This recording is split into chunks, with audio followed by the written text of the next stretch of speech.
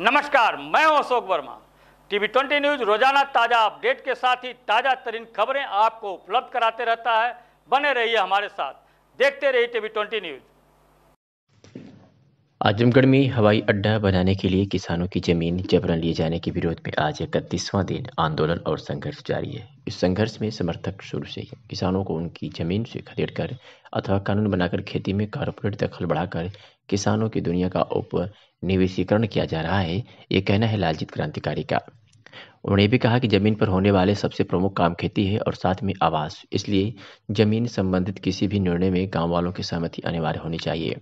यह आंदोलन दिल्ली की चौहद्दी पर हुए किसान आंदोलन की अगली कड़ी है। यह विस्थापन के विरोध में हुए आंदोलन का हिस्सा है। इस दृष्टि से देखें तो यह एक किस्म का आज़ादी का आंदोलन है। उपनिवेशीकरण के विरोध में आंदोलनों को और क्या कहेंगे। गाँव वालों के ज्ञान और प्रशासन की उनकी अपनी सोच पर रचनात्मक बहस की जानी चाहिए। ऐसी ही बहसों में किसी नई सभ्यता की सुगबुगाहट पैदा होगी। पूरब की एक मान्यता यह भी है कि जहाँ गाँव नहीं वहाँ सभ्यता नहीं। आंदोलन कहीं उसमें 2-3 गोल बन गई है, हम कहीं गोल कितना हो बन जाए, हम लोग एक हैं और एक हो करके लड़ाई लड़ेंगे। वो गोल बनाने वाले लोग पतन कौन है, कहाँ रहने वाले हैं। अब 8 गांव में जाके देखिए कितनी गोल है। हम लोग जिस प्रकार से संघर्ष कर रहे हैं, लड़ाई और संघर्ष अकेले लड़ा जाता है। संघर्ष में सफलता मिलने के बाद साथ आती है ना। तो हम लोग एक लोग अगर आ रहे हैं तो ये मैदान भर जाता है। अभी भी हम लोग 500 की संख्या हम लोगों की होगी लमसम, और इस लड़ाई को हम लोग उतनी ही मजबूती से लड़ेंगे जितनी मजबूती से 31 दिन से हम लोग लड़ रहे हैं।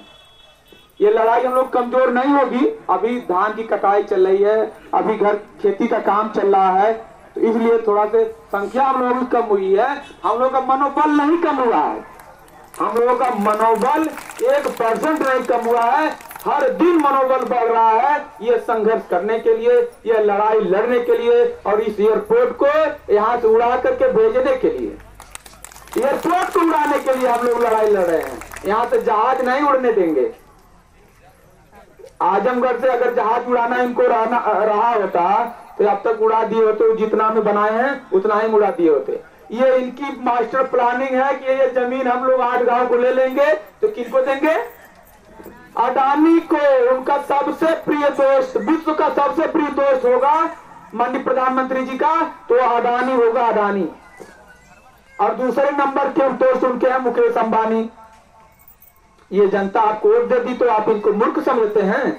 इतने आसानी से आप जमीन को ले लेंगे? आपको ये जनता आपको वोट दी है तो आप जनता के हित का काम करिए, और ये घर उजाड़ने की, जमीन कब्जा करने की, ये जमीन लेने की बात को आप छोड़ दीजिए। आप अपने सिरे से, अपने मन से हटा लीजिए कि ये जनता जमीन दे देगी।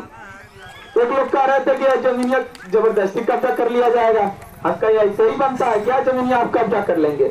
जब हमारी माताएं इतनी मजबूती से लड़ रही हैं तो वो जमीनियां वहां पे बैनामा करने आपको जाएंगी? जाइए, आप एक बार बात करिए, समझ में आ जाएगा कि मतलब कैसे जमीनियां आप ले लेंगे, कैसे क्या कर लेंगे।